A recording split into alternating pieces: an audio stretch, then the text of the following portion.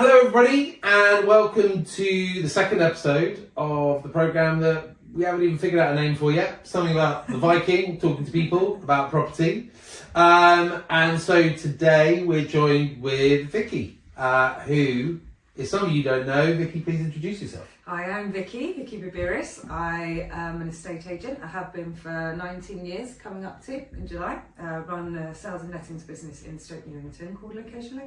Fabulous. And if you don't know who Vicky is, you're probably not even watching this podcast, because you know who she is, you probably don't know who I am. So Vic, I've invited a bunch of people I know to kind of give subjects that they want to talk about or they feel they can explain value. So you wanted to come down today and us have a chat all about the importance of the process within agency. Yeah. So, well, let's start with a little snapshot. So tell me, why is process important in agency?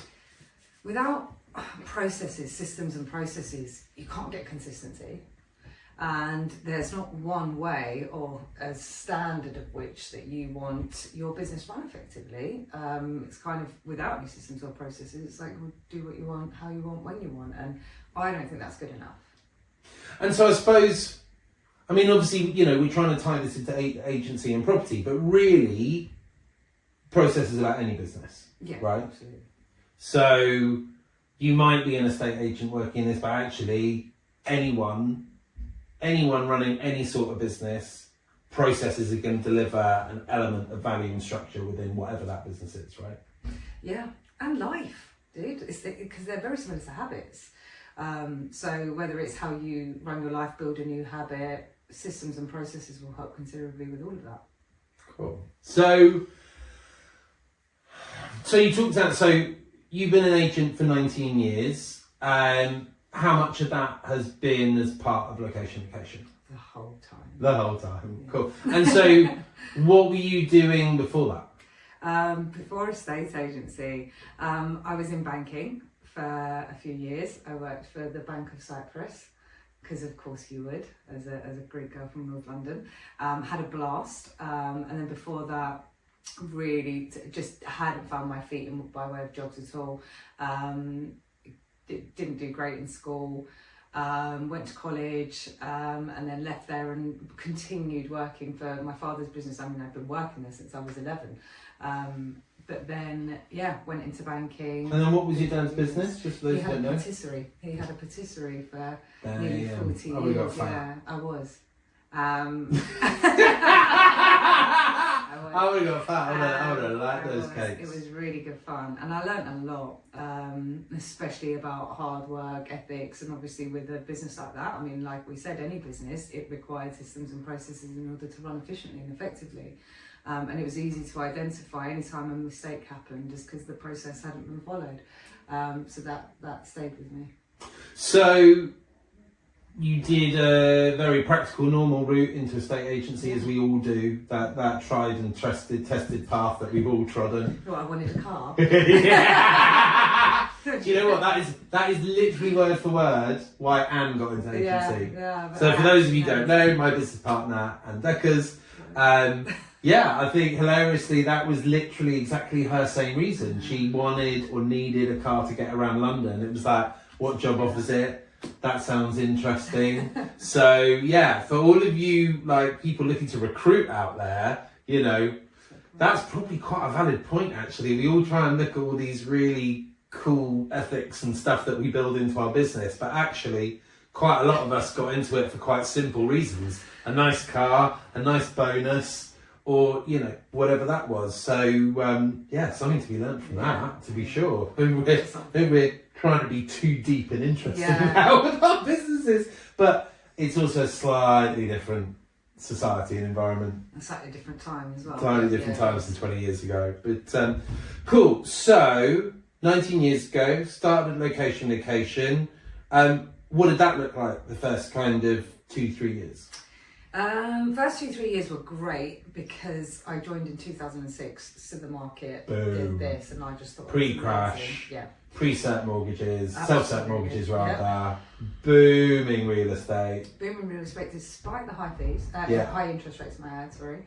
So we were averaging 5.75, 5.5 at that point. Market was absolute chaos. I thought this was great. I was made until obviously someone pulled the plug and the economy crashed. I tried going out to Dubai. I did Dubai for 6 months. Which I only recently learned about that with you. I'm sure you've probably told me about it lots of times before, but it only actually stuck with me recently. Yeah. Dubai, was that something you'd always wanted to do, or was that literally, I'm good at selling stuff, the market here's dead, where is it still moving?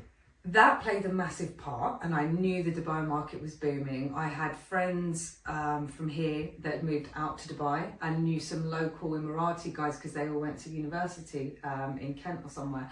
And so I went out with the girls for a holiday, literally get picked up from the airport, taken to our friend's house, and in true local Emirati fashion, it was a palace. Yeah. So we were like, what? From the minute we've landed, pool party until like 24 hours later, I was like, I'm not leaving. Like, I was literally off of Wall Street. I could live this life. Yeah. Met loads of really cool people, and then I was like, I want to move here. And this was part of the thoughts become things stage. I was like, I need to manifest this. I need to get out here. And yeah, came back, sorted it out. 6 months later, I was off. I was about 23.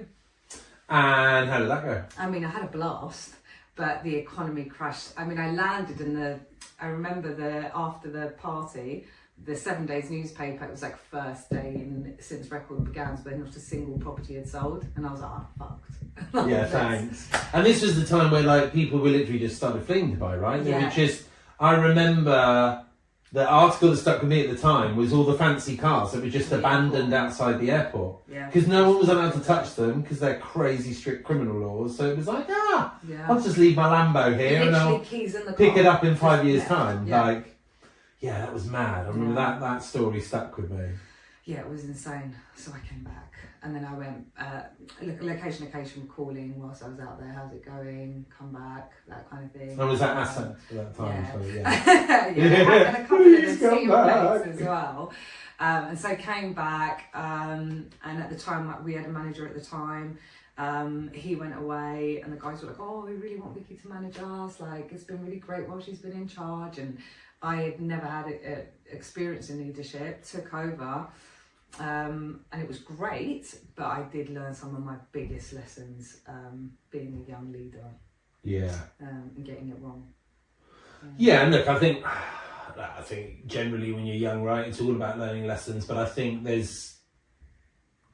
you often fall into that trap as a young leader, and there are some natural leaders, but I think there's that natural assumption of being a leader means that like you have to be really bossy and strict and bark orders and dominate your team, or however you want to paraphrase it. And I think, yeah, I mean, were those the kind of... That's exactly what I was taught, and the leaders that I'd had before me and the manager that I took over from, brutal. Yeah. I mean, I had a great time, but it was brutal. And where I'd worked for my dad for so many years, and I've said this before, he makes Gordon Ramsay look like a pussycat. Yeah. So I was like, that's saying something. It is. So my expectations of leadership was that, and I learned very quickly.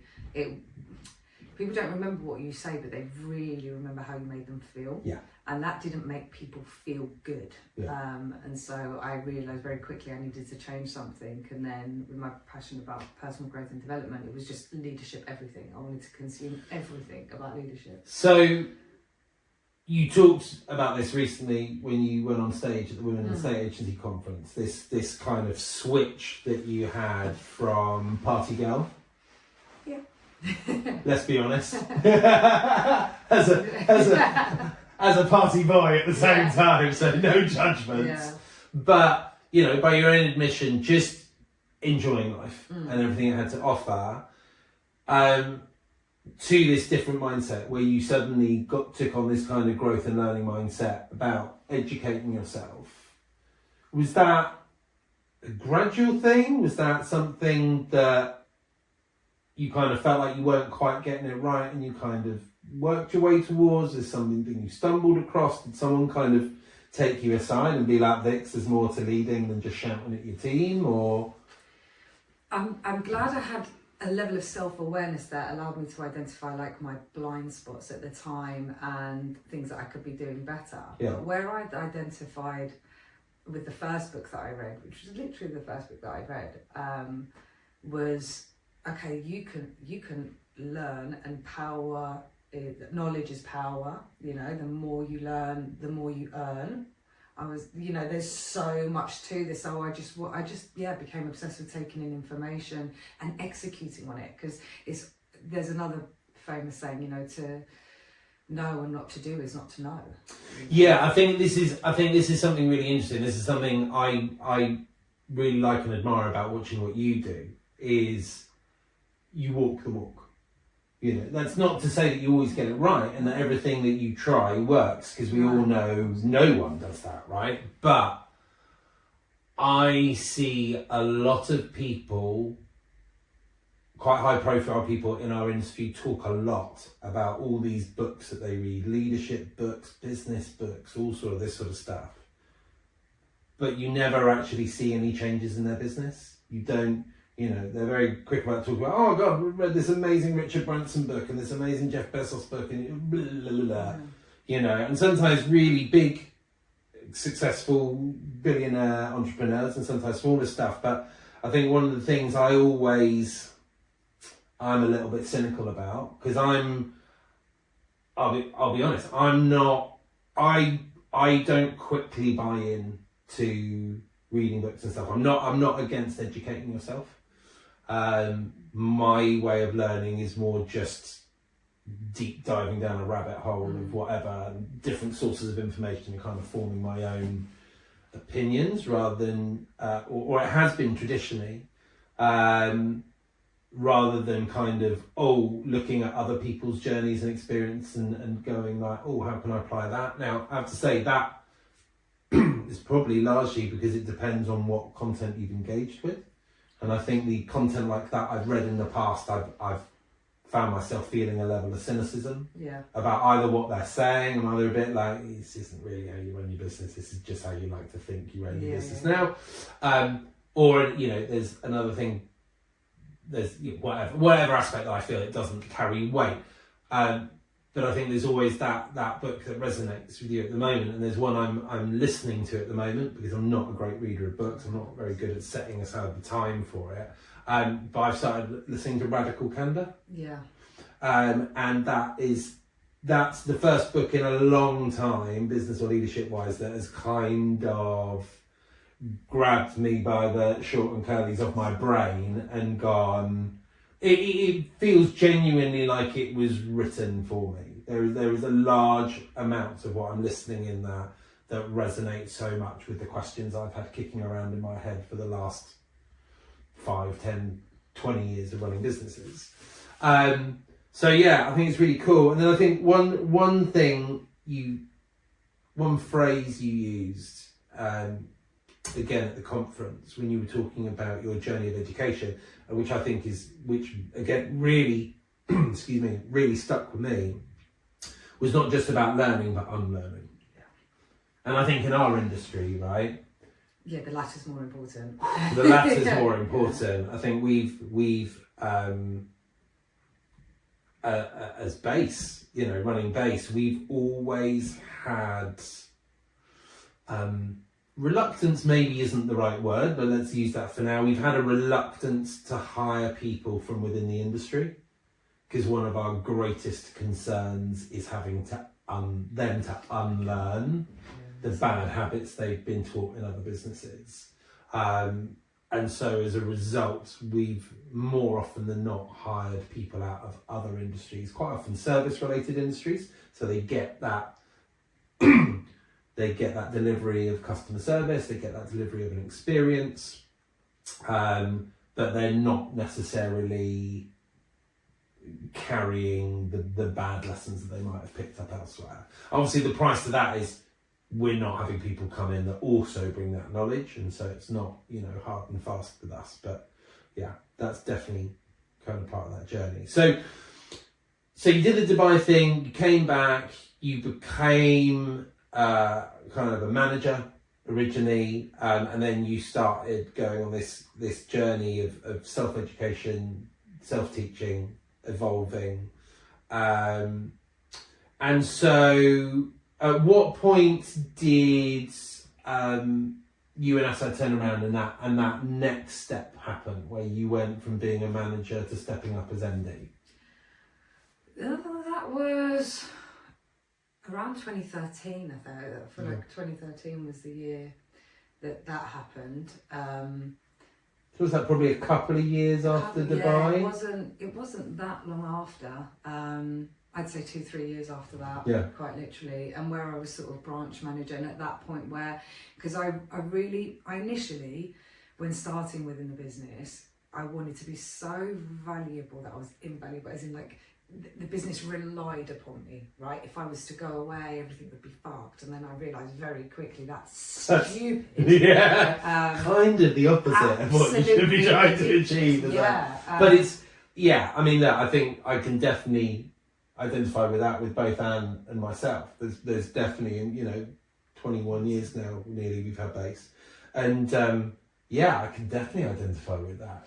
How you place your own value within the business, and like you said, you wanted to be indispensable, which I think any employee would like to be. But I think when that employee is senior level and leading the business, it's a silly thing to do. That ain't healthy for you or the business. No, and then I realised the importance of working on the business, and that I couldn't be running the majority of valuations and doing everything that I was doing, training the team, so on and so forth, if I was going to grow the business.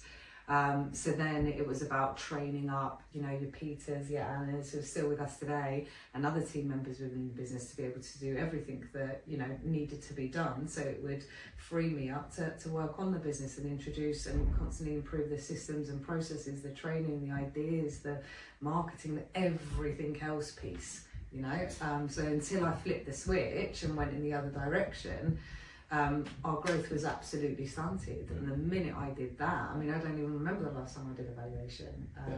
I miss it, I'll be honest, I really miss it, but because we've set up and constantly improved the systems and processes and the training within the business, I don't need to be doing that. The business is growing, So at what point, we've talked about kind of your kind of journey of self-realisation, becoming a leader within the business, and properly leading the business. Obviously, what we really wanted to talk today was about process, the value of process within that. So, roughly when do you feel you kind of had that epiphany around processes of, like, if we're not documenting, if we're not trying to develop a process, a documented process for really everything we do, how do we know what we're doing? Where do you remember where that kind of bedded in? I do. In 2014, we set our 5-year vision, our core values. So we had Pete Wilkinson come down and do a whole day session with us where we, as a team, compiled what our core values would be, and then we did our 5-year vision. And then it was made very clear to me by looking at what we wanted to achieve that I had to work backwards from that. And it was like, okay, this is the number we want to achieve, the things that we want to achieve. But who are we going to become? Because the most important bit of this whole thing, those 5 years, let's say, is who we become on that journey of being deserving of those accolades and those kind of that income and so on and so forth. So I started to work backwards, and at this time I'm trying to train up everyone else at the same time, make sure that everyone was doing something in one way. But things come up, especially when mistakes happen, and they're the best learning opportunities where you go, well, why did we do that? Oh, I forgot to do this bit that we usually do. Right? Nothing that's documented, set in stone, and so on and so forth. So how do you respond to that? Oh, well, you should have done. Well, why? Because that's not, set in stone, so to speak. And we're all human, right? Exactly Forget that. something, you skip a step. We've all done it. We've been down the shop to get those 5 things and come home with the 4. We've all done it. Got sent back to the shop by the missus. Yeah, I bet. But then it was like this kind of realisation, and at the time, and for a long time, everyone's always kind of been like, oh, you guys are great with culture.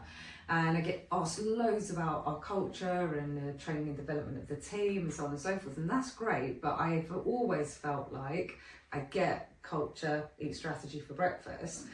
But without systems and processes, you can have the best culture in the world, but you're never really going to be consistent and efficient, and it will be chaos. Because you get really, really busy, and then you're like like, how do I manage all of this, and and who's going to do that, and nothing's clear. No one had clarity.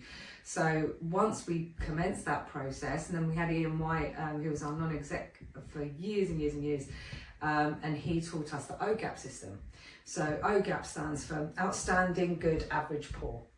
So the way we look at our processes, because we look to improve at least one a month, and it's more often one a week, but because they're subtle details, right? Yeah. Most of the time at this point. So anything that's poor, average, or good in terms of a process can be improved because it's not yet outstanding. Yeah. So anything bar outstanding needs improving. And so OGAP's always been something that we throw around the office, and I'm like, where's that on the OGAP scale? I mean, it's good, okay, so how do we make it outstanding? And especially around not just internal processes, from how you take a call to, every aspect of the business, right? So that's the only thing I was going to ask. When we talk about processes, so I suppose it would be unique to the business. So all right, if you're a business watching this, listening to this, whatever, and you're like, right, okay, like we've kind of got some processes, but this is going to be the start of my journey. So, like as you just touched on there, so we are talking about there is anything that you do, there is no task too small that doesn't have a process, right? You might start with the big stuff. Yeah.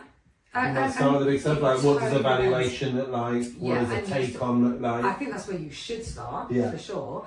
And we can go as basic as what happens when someone walks through the door. Yeah. So if someone walks into the office, everybody knows you stand up, you leave your desk, you go and greet them. If you're on the phone and no one else is there, you still stand up whilst you finish your call and make it polite, guide them where to sit down. Then you go over, offer them a drink. So, if you've come into our office and the first person that greeted you is now gone upstairs, but someone else walks through the back door, they'll be like, oh, are you okay? Do you want a drink? Anything I can get you.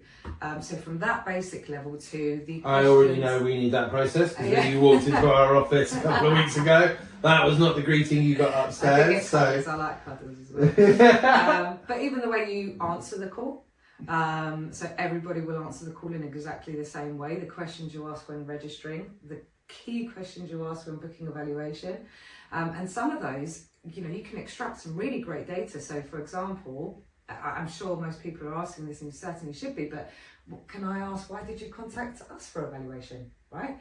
And there's different ways that you can ask that. I like, thank you for taking an interest in our business. Why did you contact us? There's so many different reasons, but you can collate that information and understand what's working, so you can either drive more spend or do more of it. And so when you're developing these processes, like particularly for the first time, but also then refinement. So, let's take, for example, the one you had of what happens when someone walks in the shop front, walks in the shop door.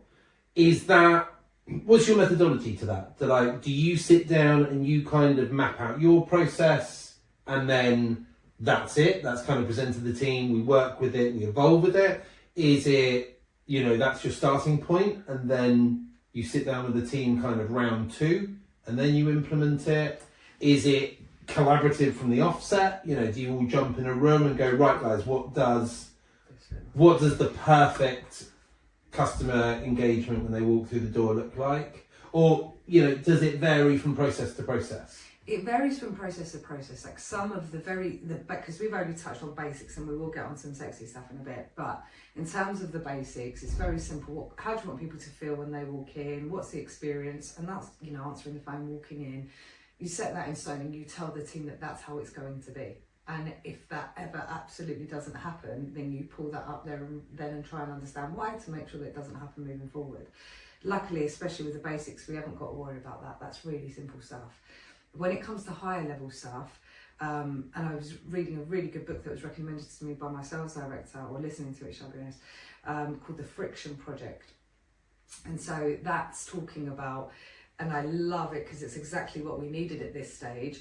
Where should we be adding friction, and where should we be removing it? And so their task at the moment to find all of our, absolutely stop swearing, but all of our shit processes. No, you can swear on this one. We do regular language. I want to know all the shit processes, where there's friction for either the customer or us, whatever it might be, so that we can sit down, hash it out together. And whether that means they give me their ideas, hey, this is the problem, I haven't got a solution, I think maybe this, but have you got an alternative? Then we can take it away, or I can take it away and look at it and come back and then go, this is what I'm thinking, how do you guys feel about it? Let's set it in stone and move forward.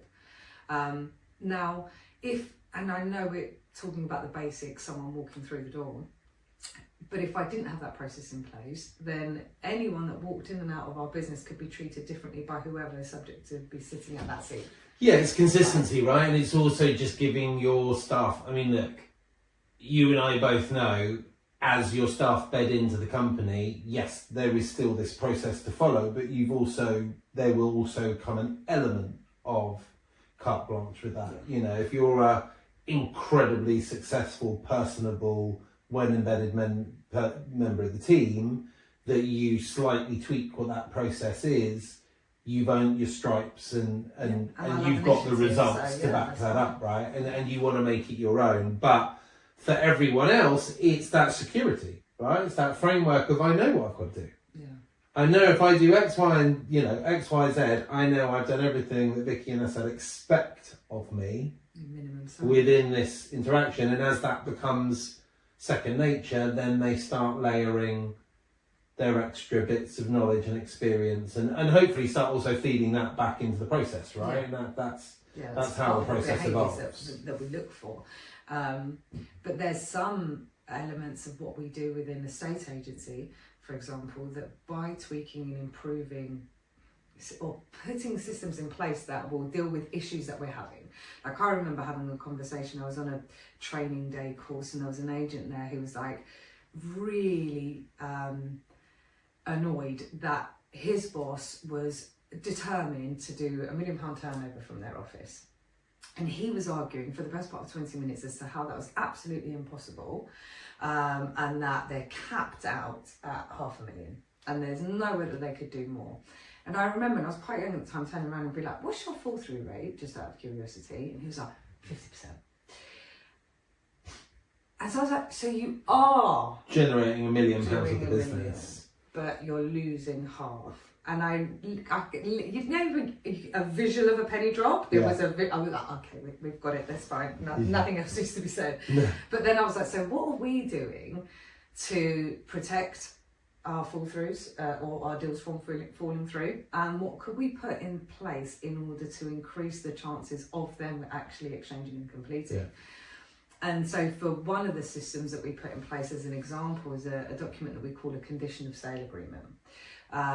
So with rentals, you will always have your conditions, right? But with sales, you'll be surprised how many times or how long it took us, for example, to go, right, let's really look at the purchase of application form. Yeah. That's what we call it. It's an application for purchase rather than offer, because you know what kind of negative connotation happens with an offer. People think, oh, we're here to negotiate. No, this is a purchase application form. And within that form, we ask them for their conditions of offer. And then if their offer is accepted, prior to us formally accepting it and removing the property from the market, we start discussing dates and timescales. So we get both seller and buyer and anyone involved in the chain to agree to an exchange and completion date to work towards, right? The target dates, that's it. Okay? Nice. We outline all of the conditions, whether it's include all of white goods, whatever their conditions may be. So there's nothing that gets flagged up at the last minute, later. Which can happen and does. So the conditions go in, and then we give them timescales to work towards. So we signpost it. Right, guys, you've had your offer accepted. You need to have your solicitor instructed within 24 hours. We've actually changed that now. They have to provide us their solicitor's details at point of offer. Yeah. So we want your solicitors instructed within 24 hours. Your mortgage valuation and survey must be booked within 7 working days. So give them a bit of time, but they still understand there's a time scale here.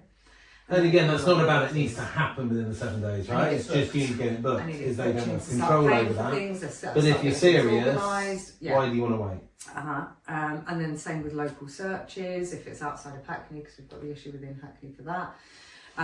Within the year, we saw our fall through rate half. Wow. The lowest we've ever had it is about 10-11%. And notoriously, touch wood, low fall through rate. And that's just one element. Obviously, we've got well, look, I mean, we work with you. We closed our sales department 3 years ago now, and we've referred several sales to you guys over that time, and 100% track record so far. You've sold every property and nothing's fallen through. Got good systems and processes. Yeah. Which actually, because I promised some sexy ones, another one is the entire selling process. Yeah. Which I feel like barely even gets spoken about, given it's the main thing we do. There's so much focus on how we market them, especially with social media. And when you talk about selling process, you're talking about our strategy, as in order to get the property sold from the point of instruction. Yeah. Because another stat that baffles me is the percentage of properties that go from instruction to actually exchange and complete. Like, I can't fathom how the numbers are so low. Some are lucky at half. Not all, absolutely not, but many are. I mean, in one way they're shocking. I mean, we also know there's a lot of other triggers as to why that is, right? Absolutely. I mean, overvaluing, undercharging for fees, not doing property. Exactly, yeah. And ultimately, this is what people can look at and go, rather than just, if it is a case of, even from the valuation point, we go around, we think, this much. We get the instruction, great. We put on Rightmove and the other portals, wait for the inquiries, maybe call our database, maybe match it out, do a few viewings, back and forth. Oh, you've got a good offer, great. Yeah, negotiate it a little bit, accept it if we're lucky. Let's agree and see what happens. Yeah. Too much left to chance. It's just not good enough. And let's be honest, right? The process of, as we've already said, document every process, but let's be honest, getting the instruction, putting your property on Rightmove, I mean, that's not a marketing strategy, right? That's just a tick in the box. Yeah. And I think also, one thing I will say, and I think this is true, particularly of sales, but I think also we see it quite a bit in lettings now, and particularly in the middle to upper market with lettings. You only get to launch that property to market once, right? That first that first time you go to market, that first 2 weeks of interest. I remember reading, and maybe this data is still true, but I remember reading this stat over a decade ago, and it utterly blew my mind. It was about marketing properties, and it was the fact that when you list a property to market, in the first 2 weeks, you will receive 98% of all inquiries. Now, I mean, it depends on. I think there will be a variation as to how proactive you are as an agency. But what I found fascinating was that was true whether your property was on the market 8 weeks or a year. Because, and actually, when you think about it, right, when you drill down into it, actually that makes a lot of sense, because you put it on the market, you put it on your website, you mail it out to your database, you put it on whichever portals you're on, and everyone registered up to that date. That's the key. Gets hit. And that's the point, right? You've got 5 years of registered people on the portals. You hit that on the head. Who are those people that aren't registered and getting notifications up to that point? What do they represent in terms of buyers in our market? Tiny amount. I mean, firstly, they're brand new to the market. They've not educated themselves. They're brand new to the market. So what happens is after that, because it is 2 weeks, but statistically they say that 98% is typically covered within the first 48 hours. Yeah. Which is actually something that kicked my backside into gear when it came to creating the sales strategy process. So I think 2 weeks allowed, as I said, this was an old stat, so that was probably the time for it to get it to market back then. Oh, right, interesting. Because I thought it was because Rightmove filters are 24 hours, 3 days, 7 days, 2 weeks. So that's why after 2 weeks, if you look at every single Rightmove graph, it will fall off a cliff. Your interest is done, it's finished, on the portal specifically. Because everyone's been notified within minutes of that property coming onto the market. That Bing, is registered. something that matches you, go and check it out. That's it. And then everybody else who is still quite keen but hasn't got alerts set up is searching for new, what's come up in the last 24 hours or 3 days or 7 weeks, because I haven't looked recently. Everyone else, especially post 2 weeks, is brand new to market. I'm scouring everything on the market. I'm making all my assumptions and judgments on what stock's available, and I'm sending out a whole bunch of inquiries. So that means everyone that's viewing it post that 2 week process isn't even ready to move. So I'm like, hang on a minute, why is no one thinking about this and how to strategically position the property to make sure that, especially if and when you do go onto market, the marketing price is bang on, so much so that it drives all of the attention and increases our chances of getting under offer within that 2-week period. Yeah. So and the marketing price, I mean, I was talking about it, we took one property to market 2-3 weeks ago, a nice penthouse that we've looked after for a few years. We've done a little bit of work on it. But we slightly messed up because we rushed. And I think particularly with lettings, there's a tendency to rush. There's this like desperation of, oh, it can't be empty for too long. Oh, we've got to get it relet. And I think because of the length of time that the sales process takes, it's probably not quite as accentuated. But I think a lot of agents are still, get it signed, get it on the market. Yeah. I need to show my boss what I've brought on. Yeah. I need to have that instruction I've got on the book so I can get my bonus, so I can show I'm doing my job, sort of thing. But like we touched on, that going to market, not just the interest, but the presentation, which you and I have always placed a large importance on as well. You can't rush that. And I think one of the things, using that penthouse we put on market 2-3 weeks ago, we put it to market, the photographs were fine. I mean, you'll probably find this as well, like most agents would look at how we listed that penthouse and be like, that's fine, that's better than we marketed it anyway. But you and I both know, right, this was a penthouse with a massive roof terrace. Huge private roof terrace. So what do we need to show? The roof terrace. In beaming sunshine, right? Yeah. And that was the thing, was we shot it and went to market because, it's been empty for 4 weeks because we've gone in and we've done works and blah, blah, blah, and we need to get it back to market. But like we went and shot it on a Thursday and put it to market on a Friday, because we quite often do that with our rentals. So they market over the weekend and then, pick up inquiries Monday. But this instance, that was wrong, because Wednesday the next week was like insane. It was when we had that incredible week where it just went, and it was like, okay, we kind of did right by the landlord for getting to market. But then when we look at the difference of those marketing assets, which fundamentally same kit, same shot, same property, right? We did a couple of little tweaks between them being shot, but nothing major. But how that property looks on a grey day versus on a perfect day. And you and I both know you can cheat that, you can Photoshop it. It never quite looks the same if you can catch it real. And when we relisted those photos, it was let within 48 hours. Whereas it had been on the market for 2.5 weeks. And I think we had one quite meagre offer, below the list price. Whereas we ended up letting it within 2 or 3 days for 10% over list. So, and there's that thing of, there was us going, we've got to get it to market because we don't want it to be empty an extra week. But that week they lost with the remarketing was 500 quid. But the 10% uplift we got is 2.5 grand. Goes to show. So I've got another cool mantra saying that you're slow is smooth and smooth is fast. Yeah, I mean, that kind of resonates with me in the it's a different way of kind of saying less haste, more speed, right? Or no, more haste, less speed. Sorry, let's go. Less haste, more speed. Definitely not that one. More haste, less speed. So, yeah, I mean, your one reminds me of how an athlete's trained.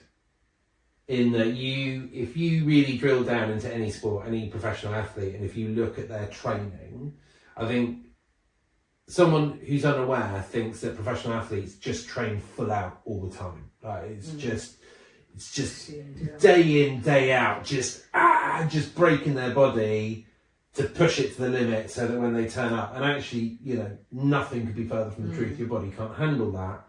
It's about increments, right? It's about, I don't know if it's a swimmer, it's the difference between, your arm entering the water here and over there, or a leg kick, and it can take weeks to teach your body to do that slightly different thing. But the mad thing is, 4 weeks later, you're doing you're not swimming any harder, but you're going faster. You're getting that, you're taking 0.1 of a second off a lap, or whatever it is. Yeah. Or the marginal gains. It's the marginal gains, and I think that's true in anything. And I think another thing, a lot of what you've talked about as well, resonates in Japanese culture. They have this thing called, and I hope I'm not paraphrasing this, it's called the pursuit of elegance.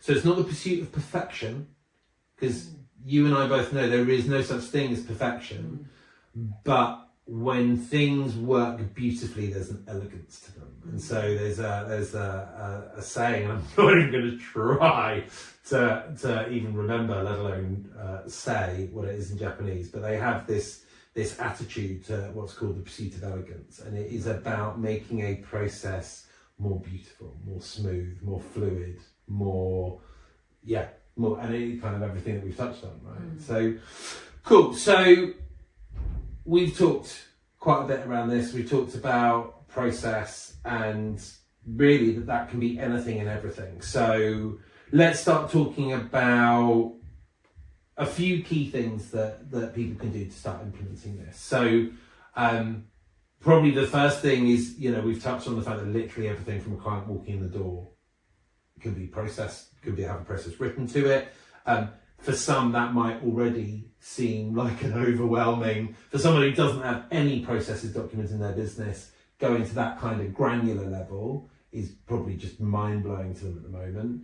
So if you had no processes in your business today and you were going to start this journey next week, for you personally, this is going to be different for everyone, how would you approach it? Would you start off by working your way through a process, or would you identify what you consider like the 5 biggest transactions or interactions that happen within your journey and start there? How would you kind of break this down and start from stage 1? I think everyone will know what pain point they have within their business or what they want to improve within their business, right? And I think quite naturally, especially if there's salespeople watching this, and it's relevant to lettings as well, but my go-to would be, okay, well, let's look at this process from valuation, because that's what it really. I think actually in lettings, I think people are more on. I think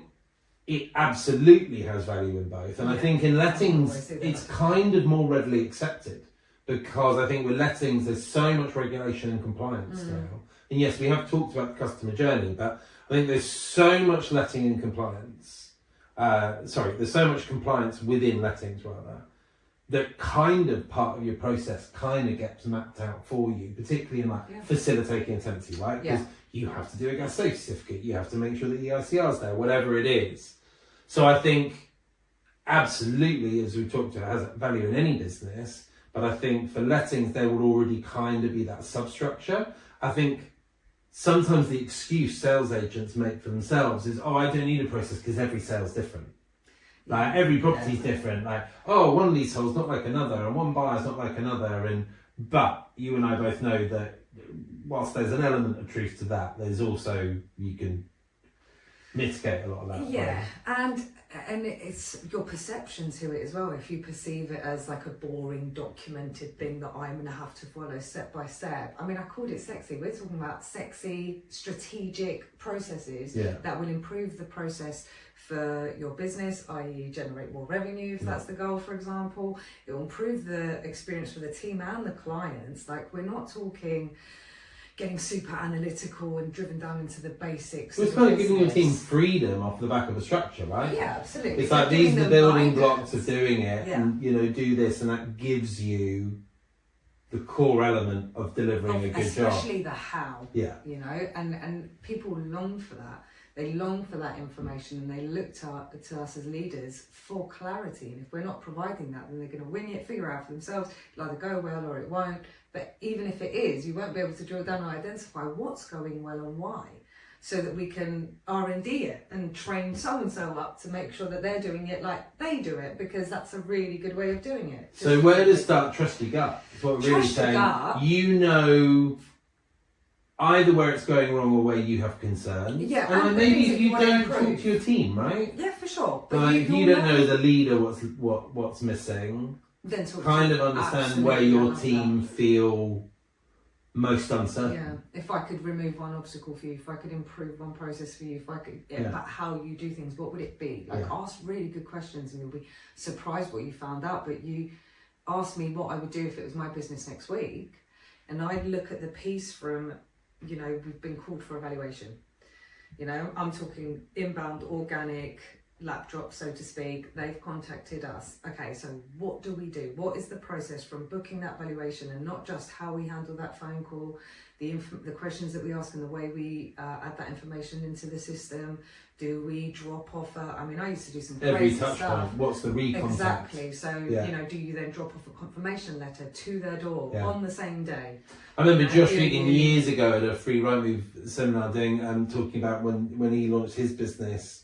One of the things they did when you got a valuation, the first thing he did when he hung up the phone, flowers went straight to the desk of the person. I was like, I then learned that in Oz at the time they were charging like 10% fee. So I was like, yeah, cool. So that's how they got away with it. But I remember that still to this day, and that was at least 10, probably 15 years ago. But I was like, yeah, man, that first impression, like no one was doing that. Can you imagine that now? Like, I mean, Jesus, you'd spend a lot of money on flowers, but still, you know, for the right stock, why wouldn't you? Yeah. For the right stock, why wouldn't you? And like you said, if you're running 2% and your average property is 700 grand, you know, for £14,000, you can afford. Would you not give someone a £50 bunch of flowers? Yeah, and it doesn't even need to be 50 quid, but something different, something of value, or something that will make you stand out. And there's the art of reciprocity. Good givers are great getters. Yeah. The other individual then feels obliged to they'll feel good givers are great getters. I like that. I know that one. I know. I haven't heard. I like that one. I haven't heard that one. Good givers are before. great getters, and the more you give, the more you get. That I know for sure. And what people need to start getting a little bit more comfortable with, whilst absolutely paying attention to the bottom line, is adding value and giving. Yeah. You know, without especially coming across as, but what can I get out of this? Because that's so obvious and it stinks. And when you're genuinely, if you're genuinely providing advice and value wherever possible to a client, that's the right thing for them, whether it puts you in a compromised position or not. I'm not going to get the business because, but I think you should do this. Yeah. You'll be floored the recommendations and referrals and customer that you'll build that will still like Google review. I can tell you now the amount of clients that we manage properties for, who either Anne or I, you know, in that initial conversation about, you know, what service are you after, how can we help you, and we get onto the topic of property management. You know, I can think of at least 10 landlords on our books instantly where they approached us immediately about lettings and property management, and we were like, do you really need property management? Like, you've been living here, it's mint, you're moving down the road. Yeah. Like, don't get me wrong, pay me 5% a month if you want to, but I don't know, do you need to? And like you said, you know, it might not be in your best interest, and yes, I'm sure there are also examples of landlords that we would have had property management that's gone, oh yeah, no, actually, good point. I'll cut that. But the reality is there are a bunch of landlords who are still like, yeah, absolutely. And now you've said that, I know you're the person that needs to be looking after my property, because you're not telling me what you need me to hear to give you what you want. You're giving me the advice that I need to hear. Which you're helping them. Yeah. Genuinely. Yeah. And people can tell. Yeah. Yeah, it's really important. So someone's gonna start this, someone's listened to this, they're gonna start their process, they're gonna start putting processes in place. They've got that, whether it's starting from landing that client evaluation, or whether it's that 2, 3, 4, 5 processes that they're already like, these aren't clean, or whether they lead on their team. So they've identified, let's say, 3 processes that they now want to work on, implement, and track importantly. What is your advice about documenting and tracking that process? Because I know I'm guilty of this, of like having a great idea, doing the legwork behind it, mapping out the details, but then actually holding people to account on it, including myself. Like, it's quite easy to be like, cool, I've mapped out this system, this process, this idea, whatever it is. Hey, everyone, read this. This is what we're going to do from now on. But then I kind of spin around and 3 weeks has gone by and I'm like, cool, so that thing, anyone done that? Like, I'm not even sure I've done that. So how do you go about, once you've established that process, how do you go about making that accessible to your team and enabling yourself to track delivering it? So it's all on our online training dashboard. So we have all of the training documents and the processes and everything broken down in a really simple fashion, like step by step. And when you say your training dashboard, this is literally just something you guys have built for yourselves? Well, it's an online platform that we use to hold and document all of that stuff. Yeah. But the hard bit is this bit specifically. It's being the broken record and keeping on top of the stuff that you've implemented and then checking in, whether that's in a morning meeting, or I always recommend, especially for our sales directors and managers, 11, 2 and 4, you know, like, and know what you want to check in on all of those pieces. How's the inquiry centre? Are we at SLAs for, we met our SLAs for all of the new inquiries coming in. We want everything dealt with within 15 minutes. Okay, there's one at 22 minutes. Why hasn't this been dealt with, right? So it does take being on the ball. But, and I love that you're reading Radical Candor at the moment, because it helps massively with this stuff, and our association to what most would call them, and I can often feel like that as well, like not constructive, challenging conversations, right? You're doing that other person a massive injustice if you're not sharing candidly. Kindly candid, which is more of a Gary Vee way of doing it, a kindly candid way of going, this is our process. I can see in this instance you did it like this. Can you help me understand what's happened? Why? Yeah. You know, accountability. And trying to make it very clear by the methodology of questioning, coaching basically, just question. And if you find someone repeating the same behaviours and doing it in the same way, you're not talking about the individual, you're talking about their behaviours. Yeah. So you're not a bad boy. Yeah. But when you do this, this goes against you know, the principles of the business, the way in which we do things. Yeah. Is there a problem with you doing it our way? Yeah. Like, you know, I'm not saying you can't do it, but can you do it our way? If you can't do it our way, that's a separate conversation. Yeah. So. Or is there a reason why? Yeah. Or is there something that you think can be improved here? Like, because you handle the process differently, but what's challenging about it? Oh, nothing, I just forgot. Do you think that's okay? No, you know, I don't have to elaborate. You know how that goes. And it does take being really repetitive, especially in the early days. And when I say early days, I mean more like early years. Yeah. So being I was going to say early days, doesn't feel like early days. It's definitely, it's broken record. You want to make it, especially if you've got repeat behaviour, if someone's repeating the same thing and not doing it the way in which you want to, and they're not ideal for your business, get rid, fire fast, like just move on. If they're a good individual, you need to figure it out. Yeah. But they have to understand that within our business, it's one way.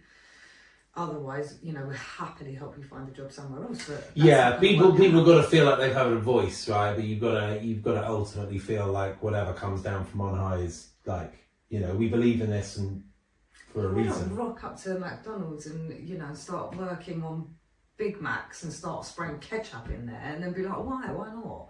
Do you know what I mean? Why not? I like it with ketchup. I mean, so do I. But if I was making the Big Mac, I wouldn't, it just doesn't work like that. And when you think of businesses of that kind of scale, franchises specifically, they wouldn't be able to exist without systems and processes. And I'm not saying run your business in this corporate fashion. No, I'm saying get strategic and consistent. And this is the thing, right? It's not about corporatizing. Like, you run a hyper localized, service driven business. You know, we're looking to bring more processes into our business. Like, we've always, I think that's why I found it fascinating talking to you about this stuff, is like, we have a lot of processes in our business, but it's all kind of, because we're lettings, it's all very much about how we make sure we're compliant. It's been less about the customer journey and more about our due diligence. And I think, where we've made the mistake is, the more personal touches. I think we've steered away from creating those processes, whether that's been a conscious or subconscious decision, I couldn't possibly tell you. But I think kind of that justification of, we want our staff to be their own people and be their own character and bring their own personality. And I think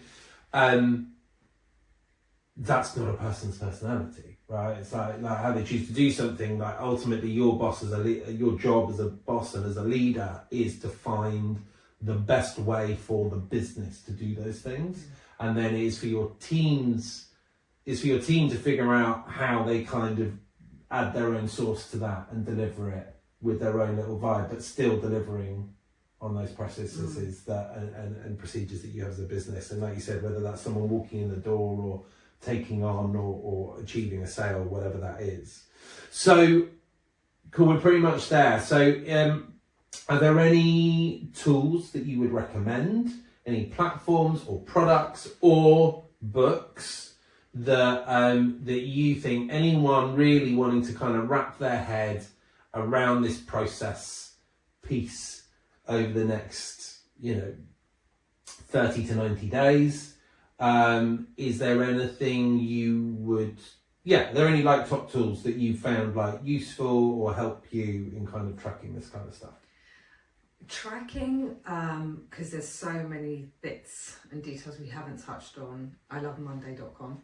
And I've gone through some of our stuff on that with you, and I think that really helps us drill into detail and have, endless dashboards and data, so that we can make data-driven decisions rather than emotional ones, which is what I was doing all of the time. Monday.com for me is super easy, super effective, works really well for us. In terms of books, I'm trying to think about this specifically, and I mentioned it earlier, and that was the Friction Project. Is that going to help with systems and processes within a business? Probably, yeah.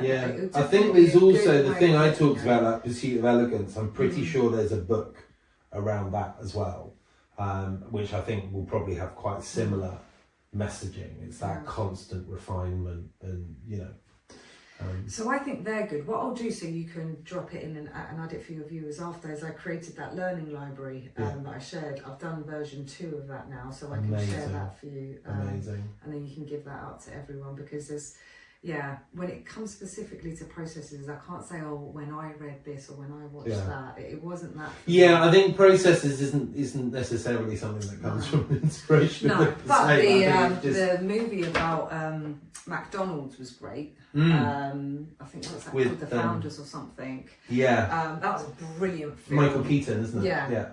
And so, firstly, kind of understanding how these businesses at scale do things, because, ultimately we'd love to, grow, ultimately. So understanding how they do it, and then having these kind of world-class basics in place as a foundation for us just felt like a really good idea, but also that chaos that came from growing a business, doing really well, and then everyone choosing to do things however which they wanted wasn't, repeatable. So we wanted something that was repeatable and good practice and instruction winning and converting more and all of the obvious stuff that we don't often take the time out to really work on. Nice. I mean, I think we've delivered as much as we can in under an hour. I think, and we've got close to that hour. So guys, hopefully lots for you to think about there. But processes. Think about processes in your business. What have you got? What could be better? And what haven't you documented yet? And I think the reality is, what we've learned today is there is no process too big or small that should escape that, really. And so start doing that process as soon as you can, whether you do it by yourself, with your business partner, with your senior team, broader team, whatever works. Just start working on it, start chipping on it, start tracking it, start holding people to account to it.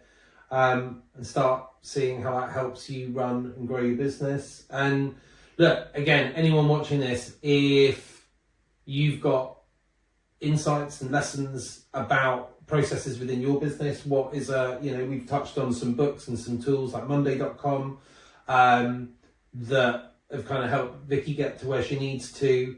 But again, really keen to hear from anyone, any tools that help you, any books that have helped you formalize that, any way that you found engaging your team and getting your team to buy in to the creation and adoption of processes.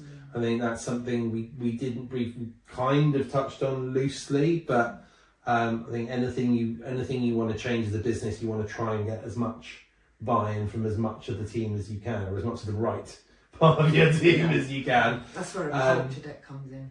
Yeah, so Vicky's going to share her learning pack materials, which is awesome. Check out Monday.com. Check out what was the book you said? The Friction Project. The Friction Project. Look up my one. I'm going to see if I can. I'm pretty sure it's a book called The Sea of Elegance. I'm going to find it. Drop it in the comments. But yeah, we want to hear what works, what doesn't work. If you implement this stuff, what's your reaction? What surprises you? What doesn't? What are your big wins? What do you wish someone told you? Is there something you want to share as well? I mean, like, I know you and I were talking about Monday.com, and I kind of did a bit of a dive off the back of that.